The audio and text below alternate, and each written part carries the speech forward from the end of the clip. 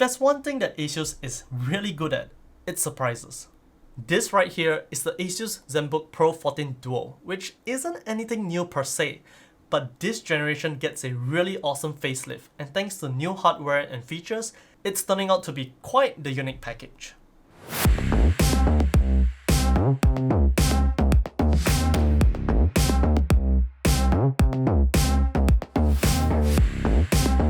Right off the bat, we have to talk about the design because this is probably the most distinctive difference between this and the previous generation Zenbook Duo 14.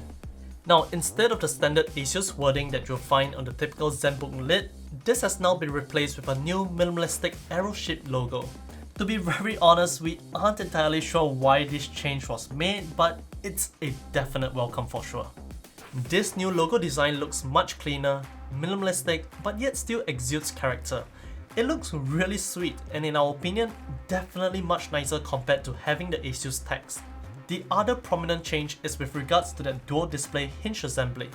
Before, it used what Asus calls the ergo lift hinge mechanism, whereby where you lift the lid up, the bottom of the display will in turn prop the laptop up at an angle, and that lifts the secondary display at the same time as well. However, for this generation, the bottom remains completely flat no matter the angle. That bottom chassis kind of acts like a platform for the dual display hinge assembly. Now of course, there are pros and cons here. Unlike the previous generation, you aren't going to get that slight angle on the keyboard deck since the entire bottom doesn't move. So for some, it might translate to a slightly less comfortable typing experience. On the other hand, since the bottom of the display no longer obstructs the rear of the laptop, Asus has managed to put in some ports there. Now you might be also wondering if that affects thermals and performance in any way. More on that later, but to give you a slight hint, you needn't worry too much. Up top, you do get a webcam where it should be despite the thin bezels. But in terms of image quality, it's only going to give you a 720p image, so you aren't going to go really far with this. But it does support Windows Hello, which is arguably the one feature we would probably use a webcam for in a laptop, so that's pretty neat. We then come to the display, and this is another department where it gets a huge upgrade. Previously, you could only get up to a 1080p IPS panel running at 60Hz. This however gets the OLED treatment, and the resolution gets up to 2880 by 1800, which also means it's slightly larger with a 16:10 aspect ratio. Additionally, you're going to get better color coverage, a higher max brightness, and best of all, it's actually 120Hz. Of course, it still supports touch and a stylus just like before. It's an extremely beautiful display that's really great for anything. Watching movies, browsing the web, doing some creative work, you name it. And thanks to the 120Hz, gaming was a really pleasant experience as well. We then move downwards towards the most unique aspect of this laptop, and hence the name, that secondary display. This gets a resolution upgrade to match the main display, coming in at 2880 by 864, but still remains an IPS panel. It does however get a new coating to minimize reflections and improve clarity of angle. Now how useful this secondary display is to you really depends on how you use the laptop. Personally for me, I basically just use this like I would with a second display on my desktop.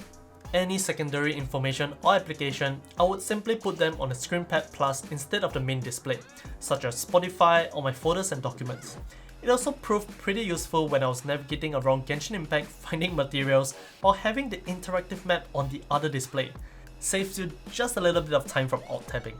But you can take it up a notch if you want to, especially if you're a creator, and Asus does provide you with the tools for that. You get a slew of quick functions via the toolbar on the left side. You can quickly toggle the brightness, you can quickly swap applications between the two displays, you can even save shortcuts to your favorite applications and capture different desktop scenes to help you with your workflow. Really intuitive. But if you're a creator, perhaps the most useful feature is the creative control panel that can be fully customized through the ProArt Creator Hub. This essentially turns the ScreenPad Plus into a custom mixer/deck that can be configured to match the software you're using. So for example, if you're using Photoshop, you can have a dial to control your brush size, or perhaps a slider to control opacity or hardness. Or if you're in Lightroom, you can have sliders for individual parameters like exposure, contrast, and more. And you can basically mix and match and place them wherever you want using the Creator Hub software. Now, it will definitely take some time getting used to, but it does add versatility to your workflow. At the moment, only Adobe applications are mainly supported and just a few of them at that. More support is supposed to come in the coming months for more applications, but we have to say that based on Asus' track record, they aren't really great at keeping that promise just yet. As for the keyboard and trackpad, this is where things stayed relatively the same. The only difference, as mentioned earlier, is the flatter typing angle. It's just slightly less comfortable. Ports wise, it's almost the same as before. You get two Thunderbolt 4 and a single USB 3.2 Gen 2 Type A on the right, the 3.5mm combo on the left, and the rest is moved to the rear where there's now space. HDMI 2.1, microSD card reader, and the power port. But in a way, you actually do gain a port per se, because in the previous generation, it comes with a 65W Type-C charger, whereas for this, it comes with a 180W adapter, which is definitely a little heavier than the small square brick from before, but that's simply because of the power under the hood. So let's talk specs, because this is where the Zenbook Pro 14 Duo gets a huge boost in performance. A Core i7-12700H, GeForce RTX 3050 Ti with a 65W TGP, 16GB of 4800MHz DDR5 RAM, and 1TB of PCIe 4.0 SSD storage. We start with Cinebench R23 as usual, and honestly, it's really impressive.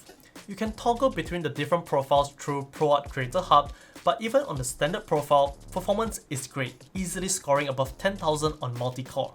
As for DaVinci Resolve, the Core i7 and RTX 3050 Ti combo handles 4K edits really smoothly.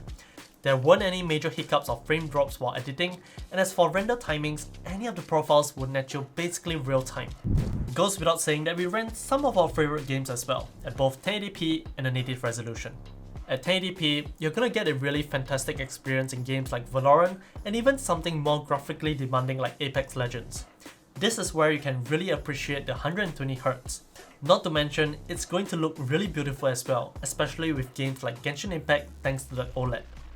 At the native resolution, however, frame rate definitely takes a hit, but it's still going to be plenty enjoyable.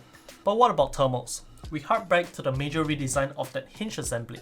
As mentioned, the bottom chassis now doesn't lift up, which means that the fan can draw in fresh air from the gap between the display and the chassis, but the gap below is now much lesser, and even much lesser than you would initially think because of the design of the feet, which only allows air to be drawn in from this small area behind.